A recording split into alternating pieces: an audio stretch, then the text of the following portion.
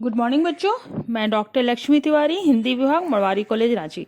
बच्चों, मैंने पिछले क्लासेस में आप लोगों को पढ़ाई थी स्वयं प्रकाश की कहानी नेताजी का चश्मा, और उसके बाद की कहानी है बाल गोविंद भगत। उसको मैं आज पढ़ाऊंगी। बाल गोविंद भगत के लेखक हैं रामवृक्ष बेनीपुरी। रामवृक्ष बेनीपुरी की जो रचना है बाल गोविंद भगत, यह कहानी नहीं है बल्कि यह एक रेखा चित्र है। तो उसको आज हम लोग पढ़ेंगे। रामवृक्ष बेनीपुरी का जन्म बिहार के मुजफ्फरपुर जिले के बेनीपुर गांव में सन 1899 में हुआ।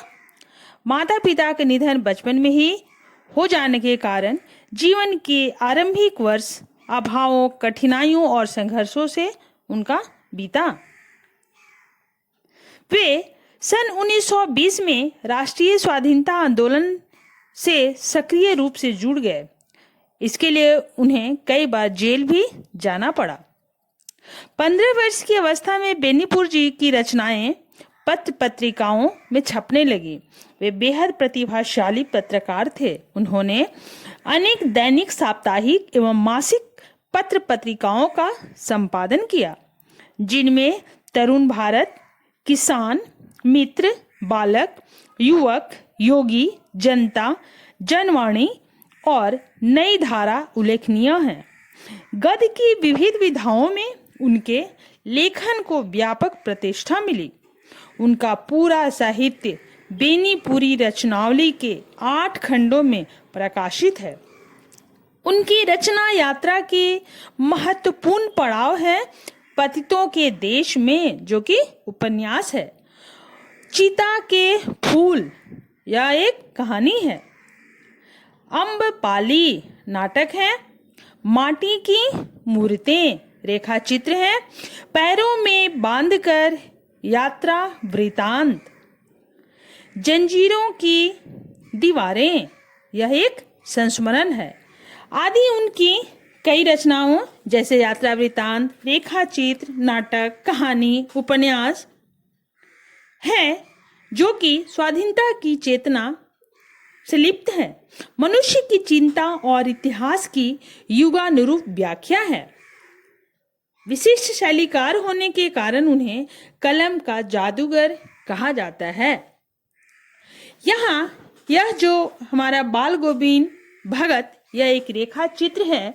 यह रेखा चित्र के माध्यम से रामवृक्ष बेनीपुरी ने एक ऐसे विलक्षण चरित्र का उद्घाटन किया है जो मनुष्यता, लोक संस्कृति और सामूहिक चेतना का प्रतीक है। वेशभूषा या बाह्य अनुष्ठानों से कोई सन्यासी नहीं होता।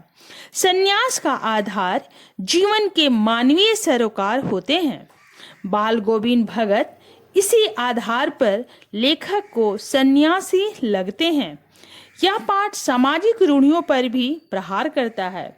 इस रेखा चित्र की एक विशेषता यह भी है कि बाल गोविंद भगत के माध्यम से ग्रामीण जीवन की संजीव झांकी देखने को मिलती है।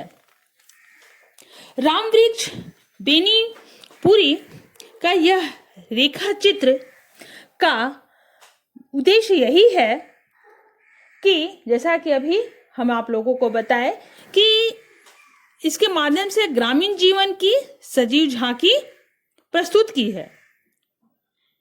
यहाँ एक बाल गोविंद भगत एक ऐसे व्यक्ति हैं जिन्हें गृहस्थ होते हुए भी सन्यासी का जीवन का यहाँ लेखक प्रस्तुत किए हैं। यह एक उच्च कोटि का सन्यासी भी है। गीता के कर्म योग को व्यवहारिक जीवन में कैसे उतारा जाए, इसका जीता जागता उदाहरण है। इस रेखा चित्र के माध्यम से लेखक रामवृक्ष बेनीपुरी ने एक ऐसे चरित्र का उद्घाटन किया है जो कि मनुष्यता, लोक संस्कृति और सामूहिक चेतना का प्रतीक है। वेशभूषा, अनुष्ठानों से कोई सन्यासी नहीं होता है। यहाँ लेखक का कहने का उद्देश्य यह है कि कोई भी सन्यासी वेशभूषा और अनुष्ठान करने से नहीं होता है। सन्यास का आधार जीवन के मानवीय सरोकार होते हैं। बाल गोविंद भगत इसी आधार पर लेखक को सन्यासी लगते हैं। यह पाठ वर्ण व्यवस्था की अमानवीयता और सामाजिक रूढ़ियों पर भी प्रहार करता है।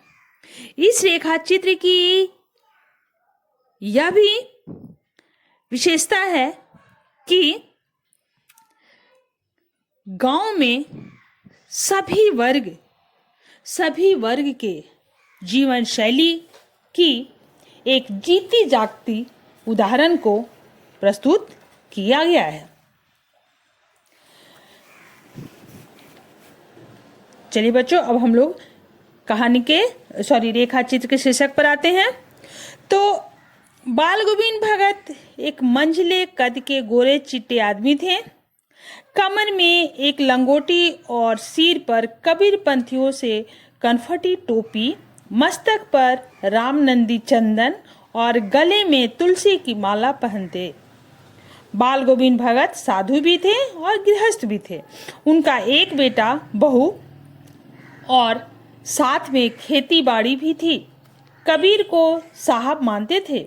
जो कुछ खेत में पैदा होता उसे अपने घर से 4 कोस दूर एक कबीर पंथी मठ में अपने साहब के दरबार में भेंट देने के लिए ले जाते। जो कुछ प्रसाद के रूप में बच जाता उसी से गुजारा करते। लेखक उनके मधुर गान पर मुग्ध था। कबीर के पद उनके कंठ से निकलकर सजीव हो उठते। बाल गोविंद भगत खेत में मिट्टी में लिथड़े रोपाई करते हुए अपने मधुर कंठ से संगीतमय शब्दों को कुछ स्वर्ग की ओर और कुछ लोगों की ओर भेज रहे हैं। बच्चे, औरतें, हलवाहे सभी झूमते हुए एक विशेष क्रम में अपना काम करते हुए तन्मय हो जाते हैं। भादों की बादलों भरी अर्धरात्रि में वर्षा थम चुकी है। भगत की खंजरी बज रही है और वे गा रहे हैं। गोदी में पियवा चमक उठे सखिया, चिहुक उठे ना। कार्तिक आते ही बाल गोविंद भगत की प्रभातियां शुरू हो जाती, जो फागुन तक चलती। उनके सांझ गीतों से गर्मियों की शाम भी शीतल हो जाती। उनके आंगन में और भी लोग जुट जाते। खंजड़ियों और करतालों के साथ वे लोग भी भगत के स्वर में स्वर मिलाते। बाल गोविंद भगत का इकलौता बेटा मंदबुद्धि और सुस्त सा था। उन्होंने बड़ी साध से उसकी शादी कराई। पुत्रवधि बड़ी ही सुभग और सुशील मिली। उसने घर का सारा प्रबंध संभाल लिया। भगत का बेटा बीमार हो गया और कुछ दिनों बाद स्वर्ग सिधार गया। यह समाचार सुनकर लेखक जब उनके घर पहुंचा तो उसने देखा कि आंगन में एक चटाई पर बेटे का शव रखा है और बाल गोविंद भगत तल्लीनता से भजन गाए जा रहे हैं। वे पुत्र वधू से रोने के बदले उत्सव मनाने को कहते हैं। उसे समझाते हैं कि आत्मा परमात्मा के पास चली गई है। विरहिणी अपनी प्रेमी से जा मिली। इससे बढ़कर आनंद की बात क्या होगी। बेटी की श्राद्ध की अवधि पूरी होते ही भगत ने पुत्र वधू के भाई को बुलाकर उसे अपने साथ ले जाने और उसका दूसरा विवाह कर देने का आदेश दिया। बहू के सामने उनकी आज्ञा का पालन करने के सिवाय कोई चारा नहीं था। भगत जी हर वर्ष 30 कोस दूर गंगा स्नान करने जाते। वे वहां के लिए पैदल ही चल पड़ते। रास्ते भर खंजड़ी बजाते गाते और प्यास लगने पर पानी पीते। इस बार लौटे तो तबीयत सुस्त थी। लोगों ने आराम करने के लिए कहा परंतु हंसकर टालते रहे। उस दिन भी संध्या में गीत गाए परंतु टूटे हुए स्वर में। भोर में लोगों ने गीत नहीं सुना। जाकर देखा तो बाल गोविंद भगत नहीं रहे। उनका निर्जीव शरीर पड़ा था। तो ये कहानी रेखा चित्र समाप्त होता है। धन्यवाद।